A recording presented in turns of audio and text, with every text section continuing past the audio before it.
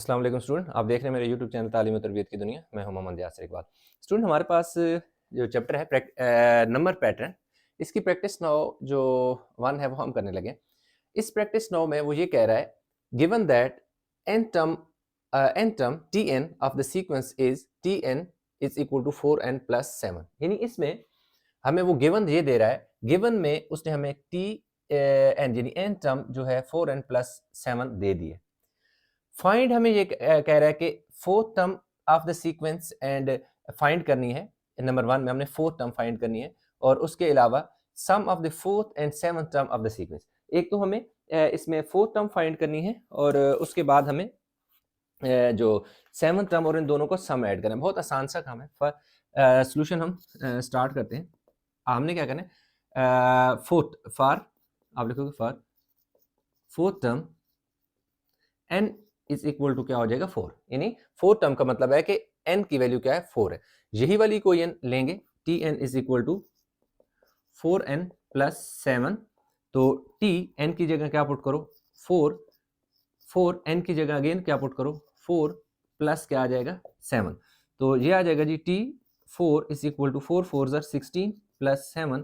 तो टी 4 जो है वो हमारे पास कितना आ जाएगा जी 23 आ जाएगा। एक तो ये हमारे पास क्या आ जाएगा 24 4 16 16 और 7 23। अब हमने क्या ऐड करना है फॉर किसकी सेवंथ टर्म, क्योंकि फोर्थ टर्म तो हमने फाइंड कर ली ना। सेकंड में कह रहा है कि फोर्थ और सेवंथ के का सम फाइंड करो कि भाई हमारे पास जो टी 4 प्लस टी 5 हमने ऐड क्या करना है फाइंड करना है। तो इसके लिए हमारे पास टी 4 तो आ गई है, टी जो है ना 7 सॉरी क्या है 7 सातवीं टर्म हमें फाइंड करनी है। तो क्या आ जाएगा फॉर सेवंथ टर्म आप क्या करोगे n is equal to 7 put करोगे। यही वाली कोई n लोगे T n is equal to 4n+7। तो T n is equal to 4 multiply by 7+7 7 4 28 plus 7। तो यहाँ पे भी 7 पुट करना था। तो T7 जो है वो हमारे पास कितना आ जाएगा जी 35। अब उसने क्या कहा था कि T इस तरफ लिख लेते हैं T4 प्लस T7 हमने क्या करना फाइंड करना था। तो T4 हम फाइंड कर चुके हैं जो कि हमारे पास 23 है और ये हमारे पास कितना है जी 35 है। तो 5 और 3 8 3 और 2 5। तो जो T4 और T7 है वो हमारे पास कितना आ गया 58। तो इस तरह हमारे पास जो प्रैक्टिस नाउ 1 थी उसके दोनों पार्ट हो गए। स्टूडेंट वीडियो को पॉज करें, हम इसकी आगे जो प्रैक्टिस नाउ 2 है उसको सॉल्व करेंगे। अच्छा, तो स्टूडेंट हमारे पास प्रैक्टिस नाउ जो 2 है उसका क्वेश्चन नंबर 1 है, कह रहा है find the general term of the sequence. General term of the sequence हमने फाइंड करनी है, उसके 1 2 3 4 यानी A B C D part दे दिए हैं, वो मैंने लिख दिए। इसमें क्या होता है कि जो फर्स्ट वैल्यू होती है वो T1 होती है, दूसरी T2 T3 T4 T5 so on. और इसके अलावा जो फर्स्ट टर्म होती है दैट इज T1 के पीछे एक टर्म होती है जिसे क्या कहते हैं T0 कहते हैं। तो दूसरी बात यह है कि सबसे पहले आपने ये दो चीजें याद रखनी जो आपको हेल्प करती है जनरल टर्म का जो फार्मूला होता है उसको बनाने के लिए, ठीक है, या फाइंड करने के लिए। क्योंकि उसने क्या यही कहा ना कि फाइंड द फार्मूला फाइंड करने के इसका जनरल टर्म का। तो अब सबसे पहले कॉमन डिफरेंस हम निकालेंगे। इसमें सबसे पहले आपने क्या करना है, इस टाइप का जब भी क्वेश्चन आ जाए, वैल्यू हो सकता है वो चेंज कर दे, जो भी कर दे, आपने ये तरीका फॉलो करना है। T2 आपके पास क्या है, यानी कॉमन डिफरेंस को मैं D से रिप्रेजेंट करता हूँ। D T2 है ना, T2 की वैल्यू क्या है 9 माइनस T1 की वैल्यू क्या है 5। तो जो हमारे पास कॉमन डिफरेंस है वो हमारे पास क्या आ गया 4 आ गया, ठीक है। कॉमन डिफरेंस 4 आ गया। दूसरा आपने क्या करना है, C की वैल्यू निकालनी। C is equal to T1। अच्छा, C इज T1 का मतलब होता है कि C is equal to T0 भी कहते हैं। C वो वैल्यू होती है जो T1 से पिछली होती है, यानी कि T0 जिसे कहते हैं। तो C इज इक्वल टू क्या है T1 माइनस D। तो लाजमी बात है जब भी हम कॉमन डिफरेंस निकालते हैं तो हमारे पास पिछली वैल्यू आ जाती है। यानी अगर 9 में से मेरा कॉमन डिफरेंस क्या है 4, 9 में से मैं 4 निकालूं तो 5 आ जाएगा। इस तरह 13 है, अगर 13 में से मैं 4 निकालूं तो मेरे पास क्या आ जाएगा 9 आ जाएगा। कॉमन अगर 17 में से कॉमन डिफरेंस डी निकालूं तो मेरे पास क्या आ जाएगा 13 आ जाएगा। यानी कि इसमें से कोई भी वैल्यू आप लेते हो उसमें से जो कॉमन डिफरेंस आपका आया हुआ है इस वैल्यू अगली वैल्यू में से कॉमन डिफरेंस निकालो तो पिछली वैल्यू आती है। तो यही अब हम कर रहे हैं कि T1 में से हम क्या करेंगे कॉमन डिफरेंस निकालेंगे दैट इज यानी क्या है 5 में से कॉमन डिफरेंस क्या निकालेंगे 4। तो T1 जिसको हम क्या कहते हैं सी भी कहते हैं सी, तो हमारे पास सी की वैल्यू क्या आ जाएगी 1 आ जाएगी। ठीक है, सी की वैल्यू 1 आ जाएगी। अब आपने क्या करना है general term of the sequence कैसे लिखनी है general term of the sequence. ठीक है, आगे इधर जगह हम इधर नीचे लिख देते तुम्हें वो क्या है आपने क्या लिखना होता है जनरल टर्म Tn यानी क्या होता है ये Tn से इसको रिप्रेजेंट करते हैं। तो Tn असल में आपके पास आएगा क्या जो कॉमन डिफरेंस है ना आपने क्या लिखना है कॉमन डिफरेंस। ये देखिए मेरे पास कॉमन डिफरेंस 4 है। कॉमन डिफरेंस के साथ आपने लगाना है n यानी कि 4 है तो 4n उसके बाद आपने क्या लगा देना है प्लस कर देना है c को। क्या लगाना है c को। असल में जो general term of the sequence है वो ये होता है कि Tn is equal to Dn plus C होता है। Dn प्लस C, D का मतलब है कॉमन डिफरेंस, इधर D की वैल्यू पुट की जाती है जो कि 4 है प्लस C ये वैल्यू होती है। और C कैसे निकाले जाते हैं यहाँ पे जो नंबर आएगा वो कैसे निकलेगा वो नंबर ऐसे निकलता है कि जो आपका कॉमन डिफरेंस आया है ना कॉमन डिफरेंस आया उस कॉमन डिफरेंस को पहली टर्म में से माइनस करो यानी कॉमन डिफरेंस को पहली टर्म से माइनस करने से जो यहाँ C है यहाँ पे जो नंबर है वो आ जाता है। अब यही काम देखिए सबसे पहले आपको क्या कहा है कि डी की वैल्यू निकालो। D is equal to T2 minus T1 तो d is equal to 12 minus 7 तो डी इज इक्वल टू कितना आ जाएगा 5। अब आपने क्या करना है कि सी निकालना है तो सी डायरेक्ट भी आप इसको इधर माइनस करें तो आ जाएगा लेकिन सी का मैंने ये फार्मूला भी आपको बता दिया। तो अब इस तरह के C is equal to T1 minus D तो C is equal to T1 आपके पास कितना है 7 है और डी कितना है 5 है तो सी इज इक्वल टू क्या आ जाएगा 2। अब general term of the sequence जो है जनरल टर्म क्या आ जाएगा जी एन के साथ क्या नंबर लिखते हैं कॉमन डिफरेंस यानी कॉमन डिफरेंस क्या है वो लिखो कॉमन डिफरेंस यानी एन के साथ कॉमन डिफरेंस और उसमें ऐड कर दो सी की वैल्यू। सी क्या है 2 यानी ये जो सी की वैल्यू आई है वो इसके साथ ऐड कर दो। तो ये हमारे पास क्या आ गया जी दूसरा आ गया। अब तीसरा अच्छा ये लिखो सही इसमें अगेन हमने यही करना है कि d is equal to T2 minus T1 तो d is equal to 8 minus 2 तो d इज इक्वल टू कितना आ जाएगा 6। फिर आपने c निकालना है c इज इक्वल टू क्या फार्मूला हमारे पास है जी T1 माइनस डी तो c is equal to T1 आपके पास क्या है 2 है माइनस d आपके पास क्या है जी 6 है। ये देखें ऐसे T1 क्या है 2 है कॉमन डिफरेंस माइनस करना है तो इसलिए ये तो 6 अच्छा सॉरी माइनस करना है। ये तो मुझे लगा शायद माइनस का है तो d तो प्लस का है तो क्या आ जाएगा 6 ही आ जाएगा तो c इज इक्वल टू -4। तो जनरल टर्म की अगर हम बात करें क्या आ जाएगा कॉमन डिफरेंस के देखो 6 किसका साथ लगाओ 6n और कॉमन डिफरेंसेस में ऐड करो यानी प्लस -4 तो 6n -4 आ जाएगा। ठीक है जी नेक्स्ट हमारे पास ये है इसमें देखें सबसे पहले कॉमन डिफरेंस निकालेंगे T2 minus T1 T2 minus T1 d is equal to T2 4 है T1 1 है तो d की वैल्यू कितनी आ गई है 3। अब आपने निकालना है c is equal to T1 minus d ये फार्मूला लिखा हुआ है T1 माइनस डी तो c is equal to T1 की वैल्यू क्या है 1 माइनस 3 तो c की वैल्यू कितनी आ गई है -2। अब जनरल टर्म आपने निकालनी है। जनरल टर्म आपके पास क्या आता है 3n यानी n के साथ आपने क्या लगाना है 3n और प्लस क्या कर देना है c की वैल्यू -2 यानी c की वैल्यू यहाँ पर माइनस की जाती है तो 3n -2 हमारे पास क्या आ जाएगी general term of the sequence आ जाएगी। जनरल टर्म आ गई हमारे पास। ठीक है ये हमारे पास सिंपल सी बात है general term of the sequence आ गई है। ये आप उतार लें। अभी हम इसका नेक्स्ट जो क्वेश्चन नंबर 2 है वो करेंगे। 1 के यही पार्ट थे हमने कर लिए।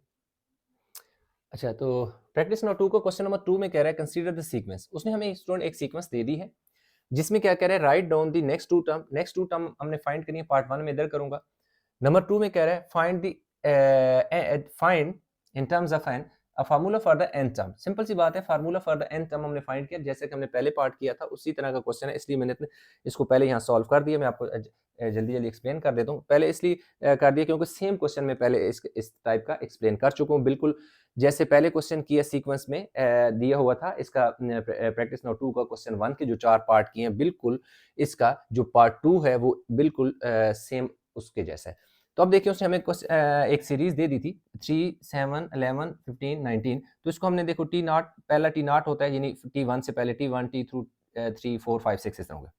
T naught is equal to C होता है, ये आपको हम पहले बता चुका हूँ। सबसे पहले हम कॉमन डिफरेंस निकालते हैं, T2 माइनस T1। T2 7 है, T1 क्या है 3 है, तो 7 में से 3 गए तो हमारे पास 4 बच गए।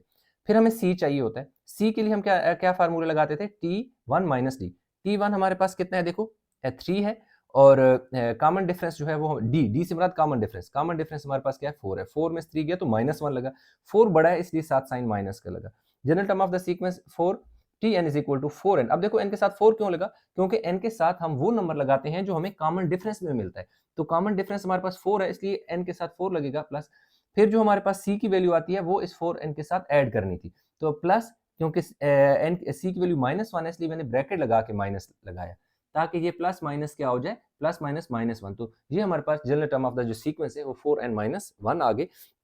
बहुत आसान काम होता है। इसको सबसे पहले यानी कि आप कॉमन डिफरेंस निकालते हो, कॉमन डिफरेंस और सी की वैल्यू निकालते हो। तो जनरल टर्म में आपने क्या करना होता है कि Tn n के साथ कॉमन डिफरेंस लिखते हो, कॉमन डिफरेंस के बाद जो आपके पास सी की वैल्यू आई है वो लिख देते हो। सी से मुराद है कि इससे एक पीछे वाली वैल्यू है, और जो पिछली वाली वैल्यू हमें कैसे मिलती है, अगली जो वैल्यू है उससे कॉमन डिफरेंस निकालो तो पिछली वैल्यू आ जाती है। आप देखो 7 है ना, 7 में कॉमन डिफरेंस क्या है 4 है, 7 में से 4 निकालेगे तो 3 आ जाएगा, 11 में से 4 निकालोगे तो 7 आ गया। तो लाजमी बात है अगर 3 में से हम 4 निकालेंगे तो इससे पिछली वैल्यू -1 आएगी, यानी इसकी पिछली वैल्यू यूं -1 आएगी। अब इसमें जो पार्ट 1 है, पार्ट 1 में उसने, ये तो पार्ट 2 मैंने पहले करा दिया, पार्ट 1 में वो उसने हमें क्या कहा हुआ है, right down the next 2 term of the sequence, कि भाई next 2 term of the sequence हमने लिखनी है। तो अब देखें उसने हमें कितनी टर्म दे दी है, 1, 2, 3, 4, 5 दे दिए, यानी T6 और T7 हमने क्या करनी है, फाइंड करनी है। ये फार्मूला याद रखिएगा टर्म के लिए। तो for 6 term n is equal to आपने क्या पुट कर देना है, 6 पुट कर देना है।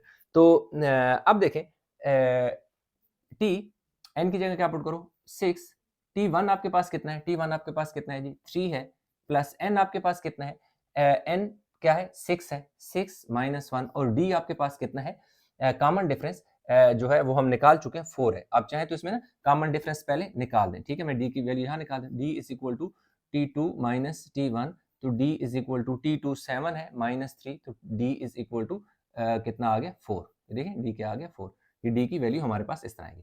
तो इसको 4 क्या कर दिया, मल्टीप्लाई कर दिया, तो 3 प्लस ये कितना बचेगा 5 और क्या आ जाएगा 4, तो 3 5 4 20, तो यूं हमारे पास T6 जो है वो कितना आ जाएगा 23। आगे आपने क्या करना है, फॉर 7th टर्म n आपके पास क्या आ जाएगा 7, यही फार्मूला आप दोबारा लिख लें, Tn is equal to T1 plus n -1 क्या पुट कर दो d, तो t कौन, n से मुराद 7 है, T1 आपके पास कितना है 3 है, n आपके पास 7 -1 है, और जो थोड़ा नीट करके लिख 7 -1, और d आपके पास क्या है 4 है, तो 3 प्लस कितना बचेगा 6 और क्या आ जाएगा 4, तो यूं हमारे पास 3 और 6 4 24, तो कितना आ जाएगा 27, T7 जो है वो आपके पास क्या आ जाएगा 27। द नेक्स्ट 2 टर्म्स आर, आप बेशक आगे लिख लें, the next 2 terms of the sequence are 23 and 27, यानी 23 और 27 जो है वो next 2 term of the sequence है। ये ऑफ लिखा हुआ है, ठीक है, खत्म, सही हो गया जी। नेक्स्ट 2 टर्म वैसे भी देखो 4 का डिफरेंस है, 19 में 4 ऐड करो 23, देखो बन गया, फिर 23 में 4 ऐड करो 27, क्योंकि 4 का डिफरेंस चल रहा है ना, 3 में 4 ऐड की 7, 7 में 4 ऐड की 11, 11 में 4 ऐड की 15, इस तरह। अब जो पार्ट 3 है इसका, इसी का पार्ट 3 में उसने हमें कहा हुआ find the 5th term of the sequence for 50th, I think 50th, let me just check, yes, not 5th, 50th, for 50th term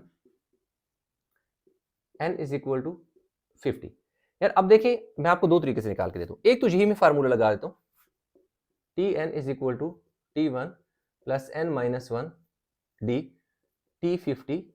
T1 की वैल्यू कितनी है जी हमारे पास 3 है, n हमारे पास 50 है माइनस 1, और d की वैल्यू हमारे पास कितनी आई हुई है 4। d की वैल्यू हमारे पास कितनी है जी 4 है, यस 4 है।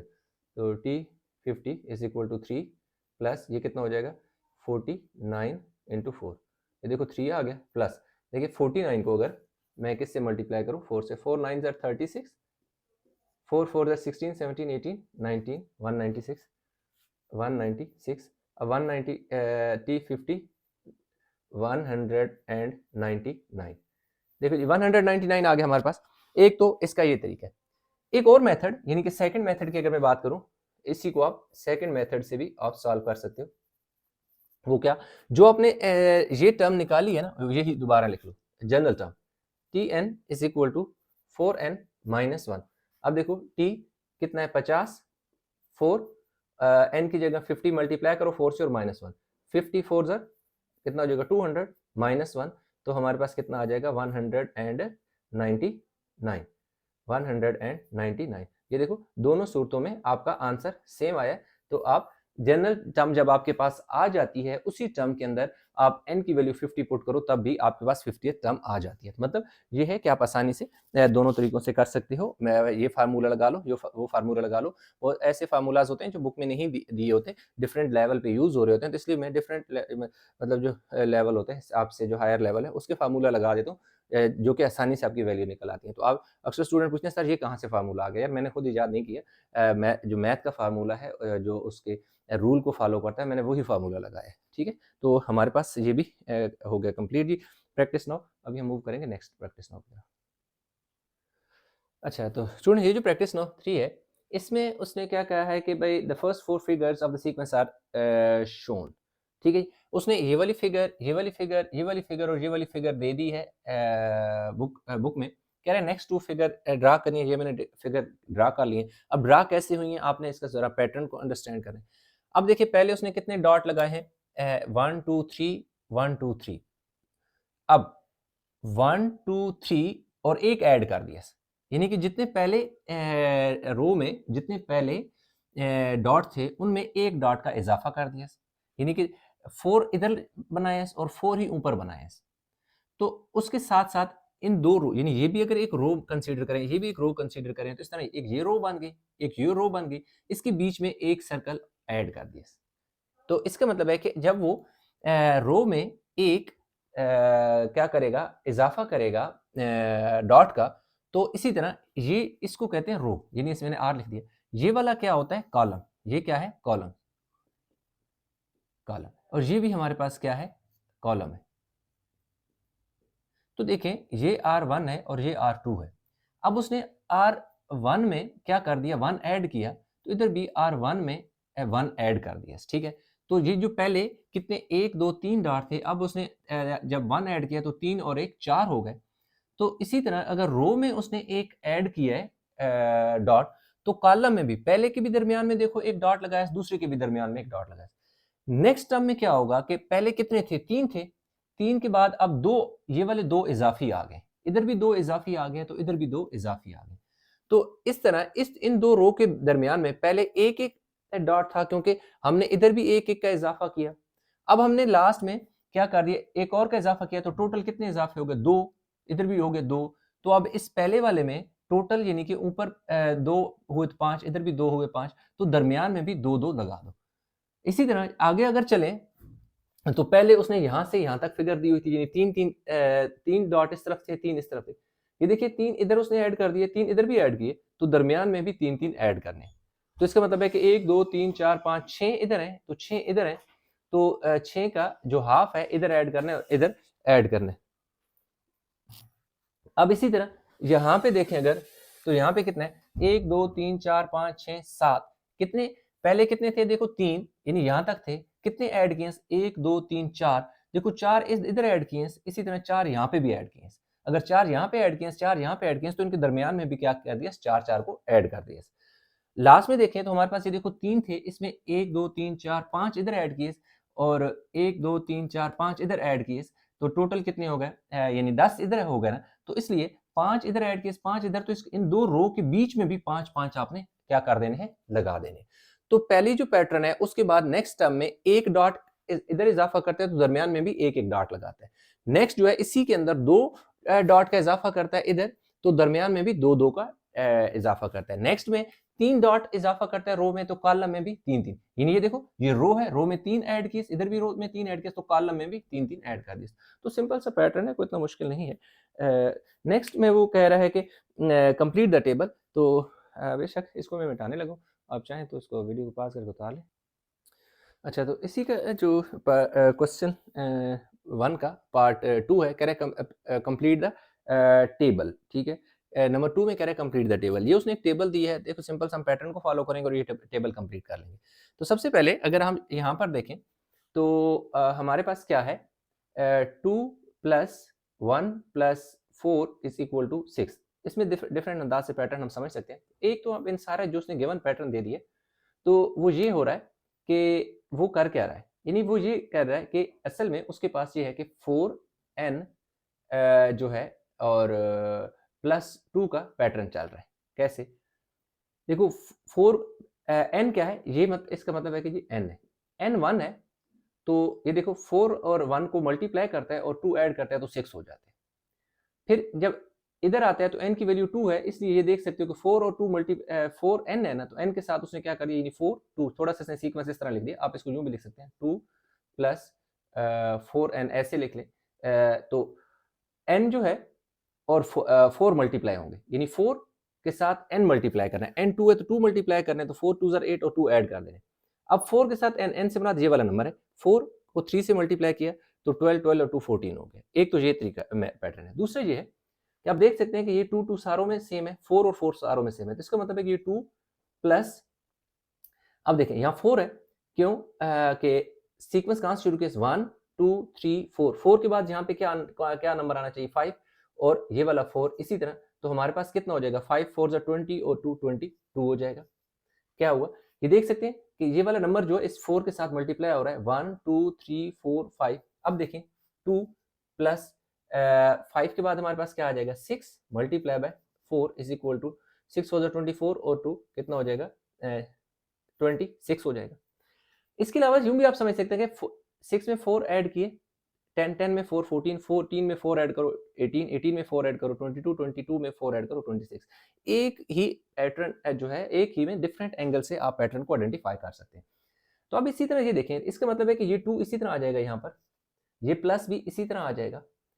अब इस 4 के साथ क्या मल्टीप्लाई होना है, इस 4 के साथ जैसे 6 था तो 6 मल्टीप्लाई हुआ, n है तो क्या मल्टीप्लाई होना है, यानी n मल्टीप्लाई बाय 4। मैं थोड़ा नीट करके लिख देता हूं। अब ये देखिए ये 2 इसी तरह प्लस ये जो है, ये कौन सा नंबर है, ये वाला n, n हमारे पास n ही है, n मल्टीप्लाई किससे होगा, इस 4 से, तो हमारे पास जो पैटर्न बनेगा वो जो ऊपर मैंने बनाया था देखो बन गया, 4n n 4n प्लस 2, तो यूं इतना सा टेबल था, कंप्लीट कर लिया।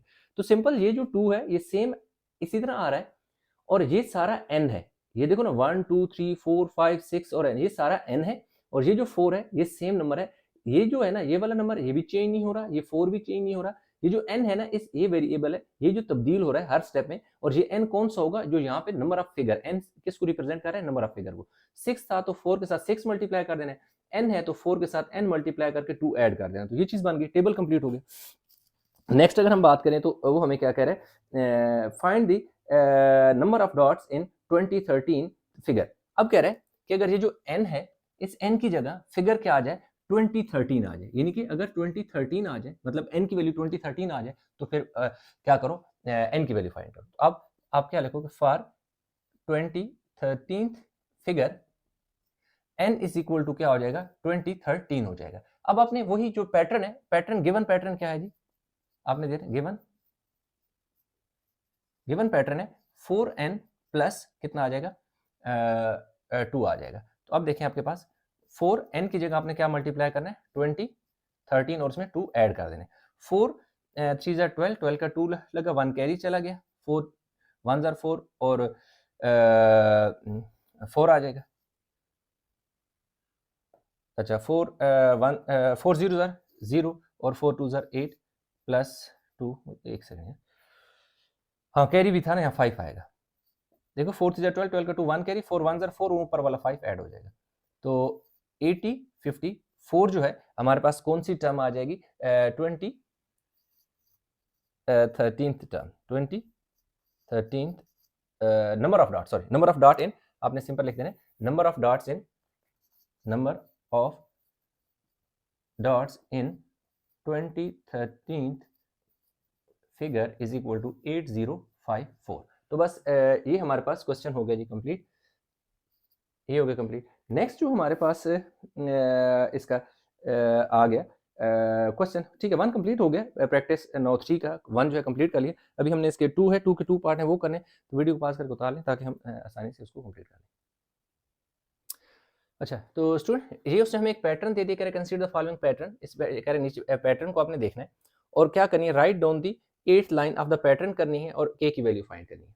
अब लाइन कौन सी है, 8th है, ये देखो ये कौन सी है, ये लाइन 1 है, ये लाइन 2 है, ये लाइन 3 है, ये लाइन 4 है, फिर लाइन 5 6 7 और आगे लाइन 8 हमने फाइंड करनी है।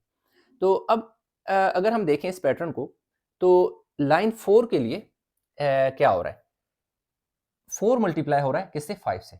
अगर इसी पैटर्न को हम नीचे ड्रा करें, मैं लास्ट लाइन 4 लिख लेता हूँ, यहाँ लाइन 4 जो है ना वो हमारे पास कितनी है, 20 is equal to 4 multiply by 5 आ जाएगा।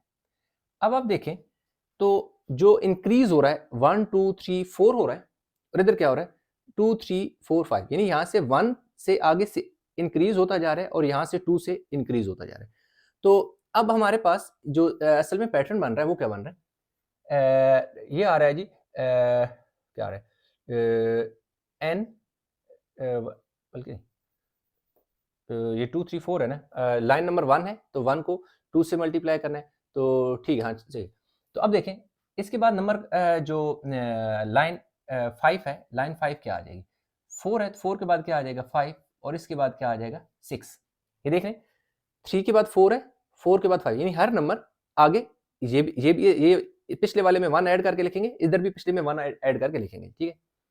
तो ये कितना आ जाएगा, जैसे 30, लाइन 7 हमारे पास 6 कितना आ जाएगा, लाइन 6 हमारे पास आ जाएगा जी, ये 5 6 हो गया और ये 7 हो गया। इसके अगला नंबर क्या होगा, ये 7 हो जाएगा और ये 8 हो जाएगा, यानी कि ये हमारे पास 42 हो गया और ये कितना हो जाएगा, ये 56 हो गया, ये लाइन 7 हो गई। लाइन 8 क्या हो जाएगी, 7 क्या हो जाएगा, 8 में चेंज हो जाएगा, और 8 किस में चेंज हो जाएगा, 9 में, तो 8 9 72। तो यूं आपने क्या करना है, देखते जाना है कि यार जो 8वीं जो है ना 8 है ना, उसमें हमने क्या करना है, असल में एक यही नंबर होगा। और अच्छा इसमें एक और मैं आपको बड़ा आसान सा हल बताता हूँ, इसका एक ट्रिक बताता हूँ। अब वो ट्रिक क्या है, वो ये है कि लाइन नंबर 8 है ना, लाइन 8 है ना, तो इसका मतलब है कि n की वैल्यू क्या है, 8 है।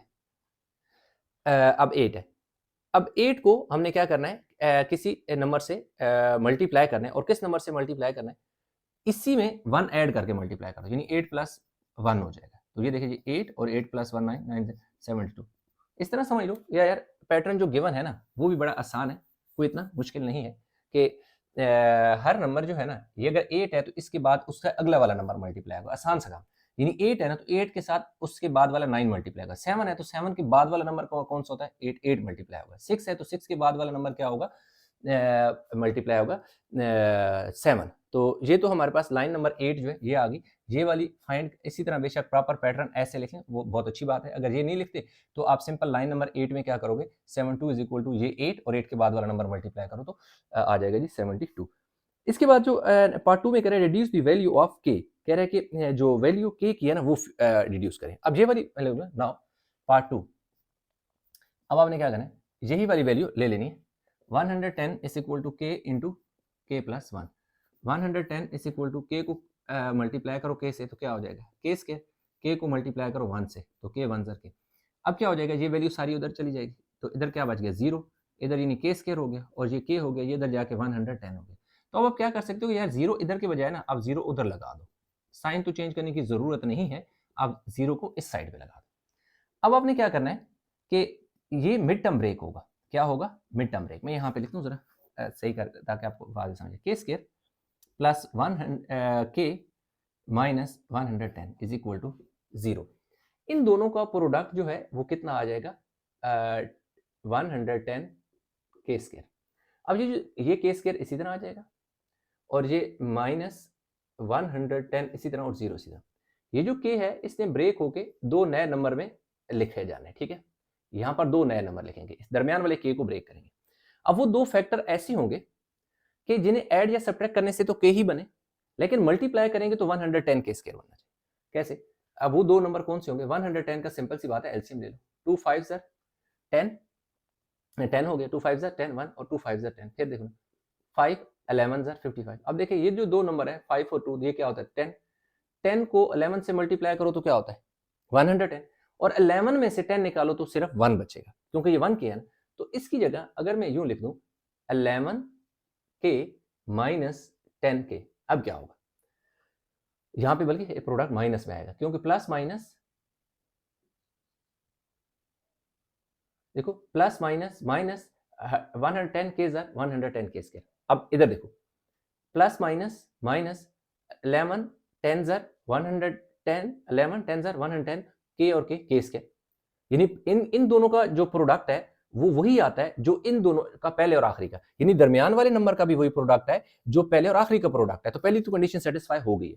दूसरी कंडीशन ये होती है कि इन दोनों को सॉल्व करने से क्या ये बनता है, बिल्कुल बनता है। 11 में से 10 निकालो तो क्या हो जाएगा, के बचेगा। एक और चीज यहाँ पे ध्यान देना है, अब देखो आपने साइन बड़े नंबर के साथ वो साइन लगाना है जो गिवन है। गिवन में प्लस साइन था तो मैंने बड़े के साथ प्लस लगाया, क्यों कि जब मैं माइनस करूंगा प्लस 11 में से माइनस 10 निकालूंगा तो प्लस के बचेगा।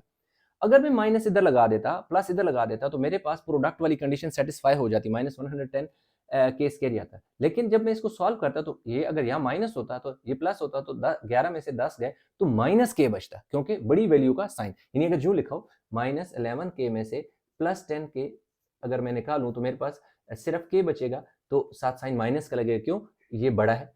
इसलिए इस चीज का ध्यान देना है, मैंने इसी वजह से इसके साथ प्लस लगाया, क्योंकि ये प्लस है और ये जब माइनस होगा तो लाजमी बात है आंसर के साथ प्लस ही आ जाएगा।